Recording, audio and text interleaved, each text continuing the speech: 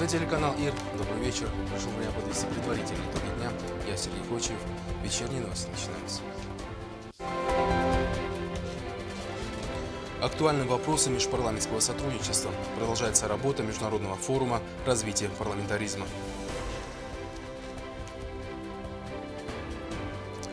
Новый учебный год в отремонтированных классах. Администрация города проводит плановый ремонт в школах Цхинвала.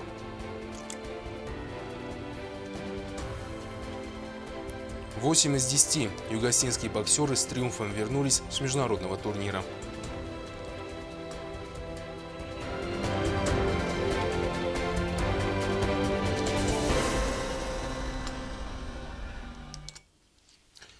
Председатель Югославского парламента Алан Татаев, выступая на Международном форуме развития парламентаризма в Москве, отметил, что межпарламентские взаимоотношения необходимо развивать, и Южная Осетия продолжит намеченный курс по взаимодействию с парламентами ряда стран.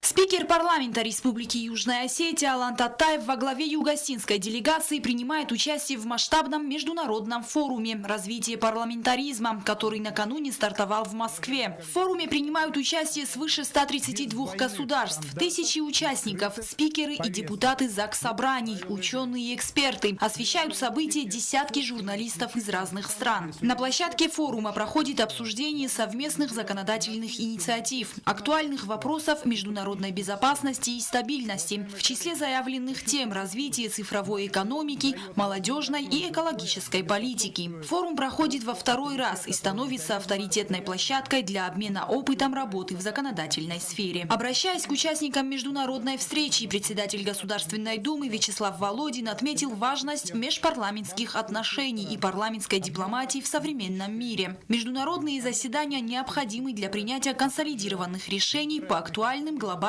мировым проблемам. Сегодня в этом зале представители из 132 стран. У нас с вами разные традиции и культуры, национальное законодательство и политические системы. Уважаемые коллеги, хочу подчеркнуть, наш форум дает возможность свободно общаться, высказывая свои взгляды в диалоге, укреплять доверие и взаимопонимание. Крайне важно, чтобы такого подхода к развитию парламентаризма придерживались во всех международных парламентских организациях и форматах. Участники форума отдельное внимание уделили многочисленным санкциям. Спикер Совета Федерации Валентина Матвиенко выразила уверенность о недопустимости применения санкций против парламентариев. Я хочу обратиться к вам. Давайте сделаем так, чтобы все парламенты мира приняли резолюции, постановление о недопустимости применения санкций против парламентариев. Давайте проведем диалог со всеми межпарламентскими ассамблеями, а их очень много разных, чтобы они также выступили с соответствующими заявлениями. Направим все эти обращения в Организацию Объединенных Наций и будем настаивать на том, чтобы была принята специальная резолюция ООН, в которой бы была эта тема твердо прописана. Тогда у нас появится и такой международный инструментарий в борьбе с этими средневековыми подходами. В рамках форума проводятся круглые столы с участием парламентариев разных стран. На повестке обсуждение вопросов международного гуманитарного права и гуманитарного сотрудничества. Форум проходит в очень оживленном, конструктивном русле. Круглые столы, семинары, доклады спикеров парламентов. Я сегодня на одном семинаре выступал докладчиком по теме гуманитарная реакция на постконфликтном пространстве.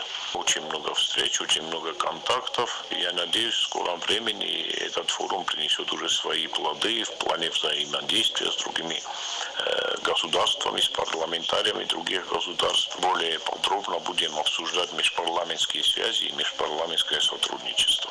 На полях форума также запланированы двусторонние встречи председателя Государственной Думы Российской Федерации Вячеслава Володина с главами ряда иностранных парламентов. Роза Тедеева, Оксана Таттаева. Информационный выпуск сегодня.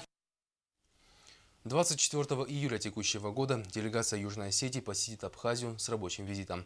В рамках поездки состоится подписание соглашения о международном автомобильном сообщении. Об этом сообщил председатель Комитета промышленности, энергетики и транспорта Батрат Санакоев. Как заверил глава комитета, подробную информацию они предоставят после подписания. Продолжаем выпуск. Работы на водоводе Уанат-Схенвал в самом разгаре. По словам строителей, проделан масштабный объем работ. Протяженность магистрали водовода составляет 16 километров, и он позволит решить вопрос нехватки питьевой воды в столице. Все строительные работы ведутся в рамках инвестиционной программы. Строительство водовода Уанат-Схенвал в самом разгаре. Уже проложено 12 километров водопровода. Монтируются резервуары для питьевой воды. Как отмечают строители, никаких затруднений у них нет. Все идет четко по графику. На строительстве водовода задействовано 50 рабочих и 15 единиц техники. Все работы проводит строительная фирма СТМ Юг. Резервный водовод Уанат-Схенвал мощностью 15 кубометров воды в сутки будет построен к концу текущего года. Строительство ведется в рамках инвестиционной программы. На него в программе заложено 400 миллионов рублей. По водоводу у нас проложено трубопровода больше 12 километров. Также ведутся работы на резервуарах чистой воды. Резервуары чистой воды собой представляют запас воды 7000 кубов.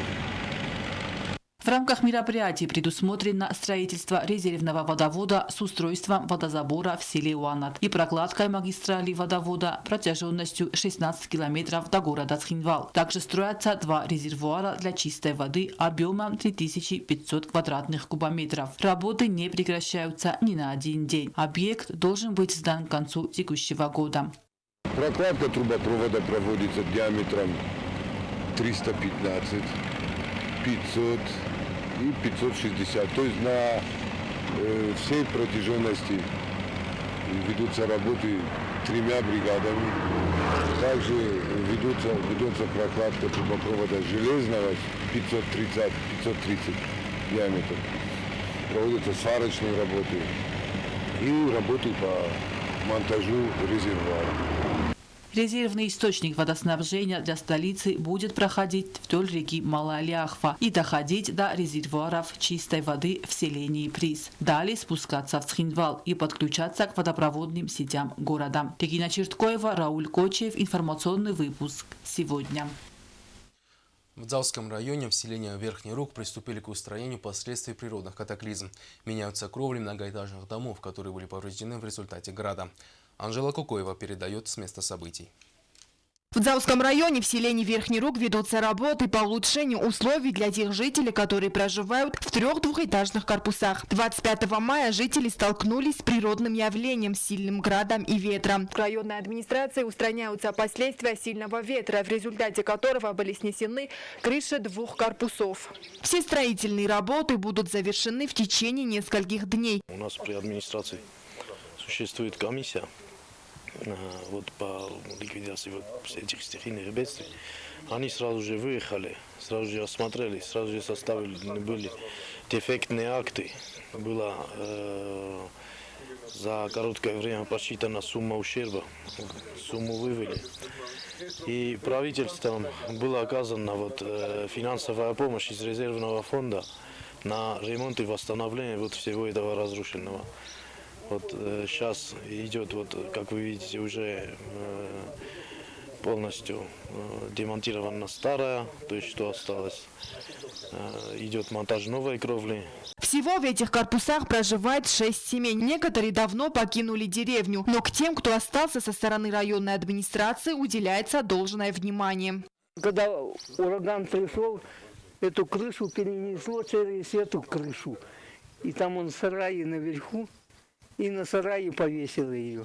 Чтоб не мокало, натянули целлофан. Молодцы ребята. По словам главы Дзауской районной администрации Андрея Джиоева, внимание будет уделено и 4-му корпусу, который находится в аварийном состоянии и где уже на протяжении нескольких лет никто не проживает. Помимо кровельных работ, в эти корпуса проведут и питьевую воду. Работы начались в прошлом году. Воду проводят из ущелья, где находится родник. Ход работ на месте осмотрели глава Дзауской районной администрации Андрей Джиоев и начальник ЖКХ Тамерлан Схавребов. В прошлом году мы проложили трубу протяженностью 1 километр. В этом году мы продолжаем работы и подсоединим к нему еще одну трубу протяженностью чуть больше 1 километра. Конечно, мы столкнулись и с некоторыми трудностями, так как водовод проходит по неровной местности, но строители в ходе работ устраняют все проблемы. Вода, которая сейчас поступает в дома жителей, оставляет осадок. Ее качество требует улучшения. Над чем и работают работники ЖКХ Дзауского района. Через несколько дней жители корпусов будут обеспечены чистой водой. Анжела Кукоева, Сармат Гудитаев. Информационный выпуск сегодня. Администрация города приступила к плановому косметическому ремонту городских школ. В этом году работы решили начать сразу после окончания выпускных экзаменов, чтобы в срок подготовить образовательные учреждения. В каких школах проводится ремонт, расскажет Зарина Кочиева. Столичные власти приступили к текущему ремонту образовательных учреждений столицы. Полным ходом работы идут в 11, 2 и 6 городских школах. В этом году к работам приступили раньше, чем в предыдущие годы, чтобы уже в первых числах августа ремонт был завершен. В 11 школе ремонтируют 4 помещения. Выполняются внутренние отделочные работы, выравнивают стены, сделают стяжку полов, покроют ламинатом, установят натяжные потолки. Текущие ремонтные работы начались 2 недели назад в городских школах. Сейчас мы меняем проводку во 2 школе, так как она была в очень плохом состоянии. Также ремонтируются потолки и стены школ. У нас есть все необходимое, чтобы закончить свои работы до конца и привести в порядок школы. Ремонтные работы проводятся во всех школах города, за исключением 10-й. Здесь, по словам столичных властей, невозможно провести текущий ремонт. Здание нуждается в капитальном ремонте. Во 2 школе работа кипит. Здесь будут отремонтированы 4 помещения. Стены практически готовы, полы тоже готовы под ламинат. В целом ремонтные работы ведутся по графику и с должным качеством. Ашхот خزان را جنی کرایت توی کوسن من تنگخص گونم هایی هفته رستگل کایرایت توی من فسناین درسوس بیاد کنشتم بیرویسین تا برام کنوگی تاخت کود دامیو نه فوت کود توی کسته هر من نفسیش تو رستگل فوجسته سروور دست کم پاتالو کالدی کم کود هاو دست کالد خم زروور دست مسامرن کد کسن افتم تخچه خورس کوسینج رفت شو سکست سب خیس در تسپر ربط درسم پستای ناسکوس دارنج آلبون در وینج رازیلنج سر وینج سر شور لونج. Каждый год администрация города проводит ремонт во всех образовательных учреждениях. Совместно с директорами школ представители столичной администрации определяют наиболее необходимые ремонтные работы. После этого составляется план работы и сметная документация. Ход работ в школах контролируется ежедневно. Все работы в школах будут завершены до 10 августа. Зарина Кочиева, Алим Бейтеев. Информационный выпуск сегодня. Государственный ансамбль СИНД приглашает всех любителей национальной хореографии на сольный концерт. Впервые СИНД выступит на сцене нового Госдрамтеатра. Репетиции по несколько раз в день, без выходных. Танцоры и мужской хор ансамбля планируют подарить зрителям незабываемые эмоции. В преддверии сольного концерта государственный ансамбль песни и танца имени Бориса Галаева «СИНД» репетирует по несколько часов. Концерт состоится 5 июля в 18:30 на сцене Госдрамтеатра. Концертная программа насыщенная и яркая. На сцене традиционно будет представлен величественный «СИНД» – жемчужина осетинского национального танца. Также хонга, кавдзилга, танец с мечами и другие. В целом танцоры работают над 8 номерами. Зрителю будет представлен весь репертуар. Этой концертной программой мы закроем сезон. У артистов ансамбля будут каникулы на 1 месяц, а в новом сезоне новые планы. Постановкой танцевальных номеров занимается балетмейстер Коста Джиуте. Наряду с танцорами концерт своим выступлением украсит хор. Репетиции мужского хора и оркестра идут полным ходом.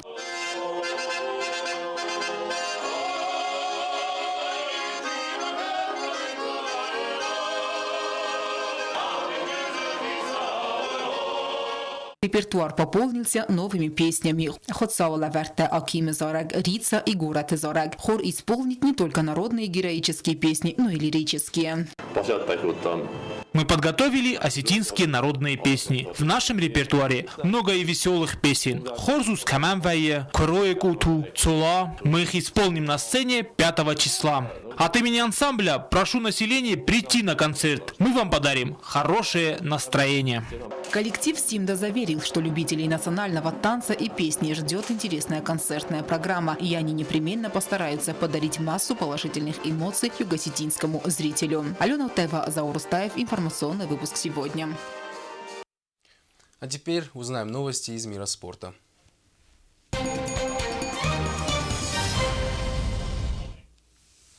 В городе Сочи проходил турнир имени Героя Советского Союза Мартироса Нагуляна. Юго-осетинские боксеры впервые приняли участие в этом турнире и проявили себя с наилучшей стороны. 6 медалей высшей пробы. Юго-осетинские юные боксеры впервые приняли участие в 34-м международном турнире по боксу памяти Героя Советского Союза Мартироса Нагуляна, проходившем в Сочи с 24 по 29 июня. В турнире среди юных спортсменов 2007-2008 годов рождения из Южной Осетии приняли участие 10 спортсменов, которые показали себя с лучшей стороны, завоевав золотые и серебряные медали. У нас 6 золотых и 2 серебряные медали. Все 10 ребят провели по 2 боя. Мы остались довольны всеми ребятами. Все показали себя очень хорошо. Первый бой провел с абхазцем, а второй с краснодарцем. Мне очень понравились бои. Занял 1 место и благодарен своему тренеру. Под его чутким руководством я и выиграл. Ахсар Джагаев впервые принял участие в такого рода соревнованиях и завоевал серебряную медаль. Я провел 2 боя. Один выиграл, а второй проиграл. И занял 2 место. Думаю, что для 2 места и это неплохо. Тренирует юных спортсменов Родион Кумаритов, Александр Дедеев и Ацамаз Дигуев. Фатима Чойчева, Арнольд Харебов. Информационный выпуск сегодня. В Нальчике прошел всероссийский турнир по настольному теннису, приуроченный ко дню борьбы с наркотиками. В нем приняли участие более 300 спортсменов, в том числе из Южной Осетии. Золотую медаль соревнований завоевал Эдвард Бекоев, а специальными призами удостоены Георгий Джоев и Алана Гигулаева. Об этом в телефонном разговоре нам сообщил тренер Мирьям Джоев. А у меня на этом все. Удачного вам завершения дня.